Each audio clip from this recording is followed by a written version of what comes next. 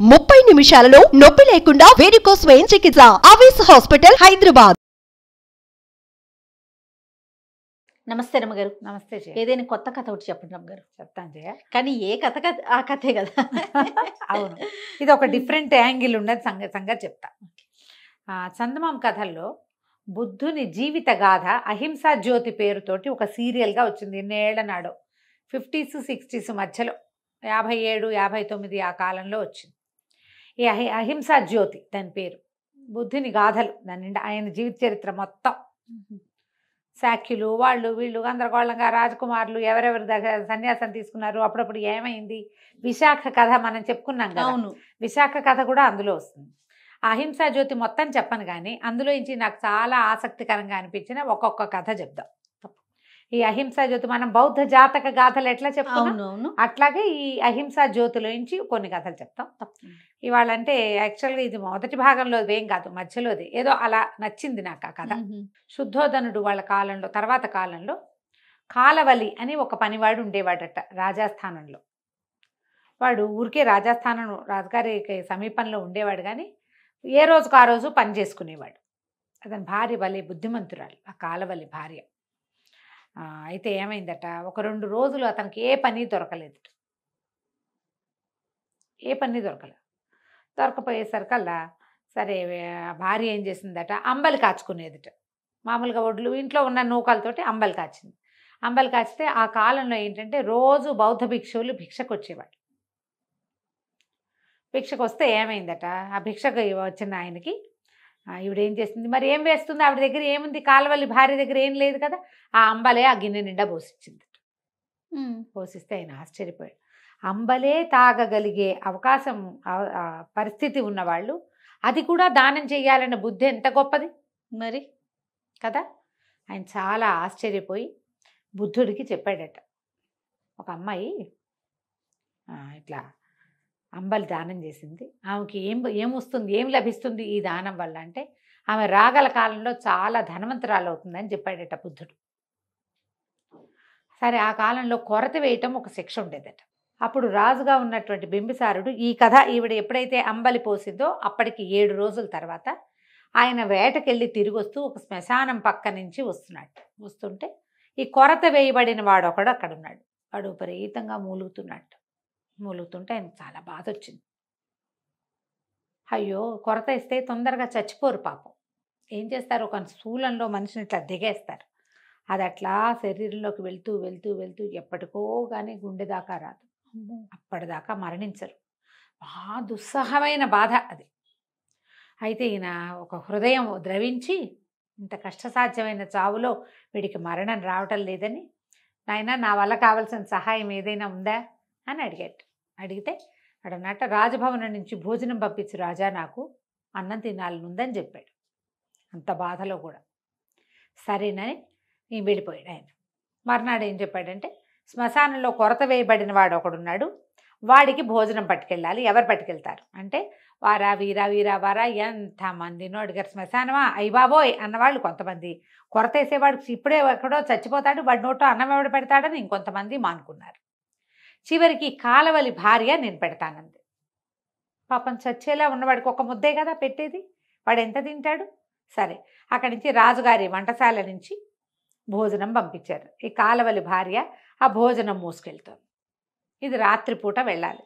రాత్రి వెళ్ళేసరికల్లా ఒక చెట్టు మీద ఒక పెద్ద పిశాచం ఉంది. ఎవరు వారు వచ్చేది, ఆ అన్నం నాకేనా అని అడిగింది. అడిగితే కాలవలి భార్య మహాధైర్యస్తురాలు. ఆవిడేం చెప్పింది ఆ పిశాచానికి, కాదు ఇది కొరత వేయబడిన జీవించి ఉన్న ఒక మనిషి కోసం నేను తీసుకెళ్తున్నాను. సరే నువ్వు ఆ వెళ్ళేటప్పుడు ఫలానా ముందు మలుపులో తాడి చెట్టు ఉంది కదా, అక్కడ మహాసుమనుడు అని ఒకడున్నాడు, వీరసుమనుడు అదే పేరు. సుమనుడి భార్య కాళి ప్రసవించిందని మగపిల్లాడు పుట్టాడని చెప్తావా అని అడిగేసరికల్లా ఇంకో పిశాచం ఉందన్నమాట. మహాసుమనుడు అనేవాడు ఒక పిశాచం. అది ఇక్కడో పిశాచం చెప్పింది. ఈవిడ బ్యాగ్ మోసుకెళ్తూ ఆ క్యారేజ్ మోసుకెళ్తూ ముందుకెళ్ళి ఆ తాడి చెట్టు దగ్గర ఆగి, ఓ సుమన, నీ కూతురు కాళి కన్నది, ఆమెకు మగపిల్లాడు పుట్టాడు అని చెప్పింది. మాట మార్చల, అక్కడ ఏమిందో అది చెప్పింది. చెప్పేసరికల్లా ఆ పైన ఉన్నటువంటి సుమనుడు, అలాగా చాలా సంతోషం తల్లి, చాలా ధైర్యం చేసి మంచి వార్త చెప్పావు, ఫలానా చెట్టు కింద ధనం ఉంది, తవ్వుకుని పో, అది నీకు బహుమానం అని చెప్పింది. ఉమ్. సరే వెళ్ళింది. ముందుకెళ్ళి అక్కడి నుంచి ఒక ఎత్తు పేటెక్కి ఆ కొరత వేసున్న వాడికి నోట్లో ముద్దలు కలిపి అన్నం పెట్టేసరికి వాడు అన్నం తిని, అమ్మా నా పొట్ట శాంతపడింది, ఇక హాయిగా చచ్చిపోతాను, ఒక మాట నీ కొంగుతో నా మూతుడవ్వా అన్నాడు.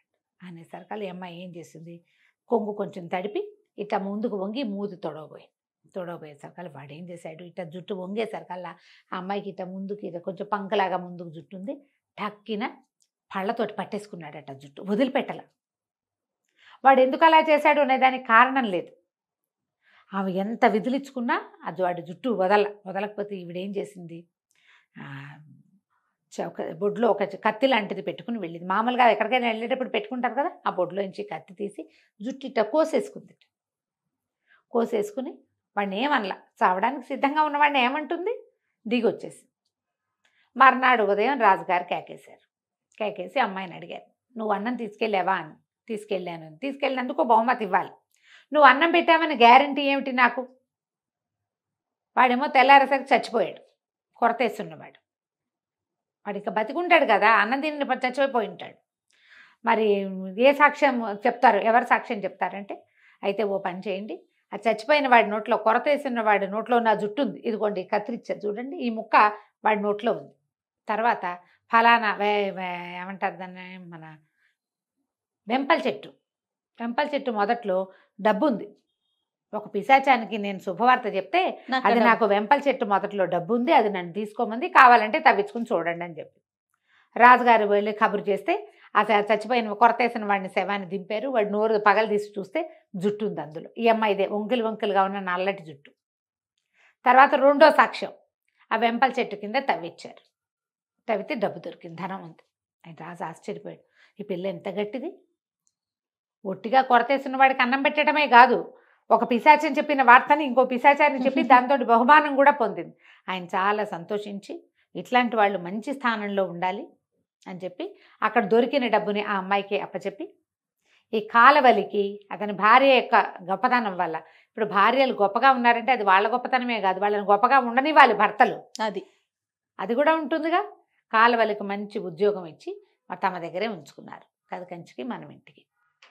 చాలా బాగుంది. ఇలాంటి ఎన్నో గాథలు మనకు కనపడతాయి. ఇందులో కాలవలి భార్య గొప్పతనం ఆ అమ్మాయి ధైర్యమే కాదు, దానం చేసే గుణం,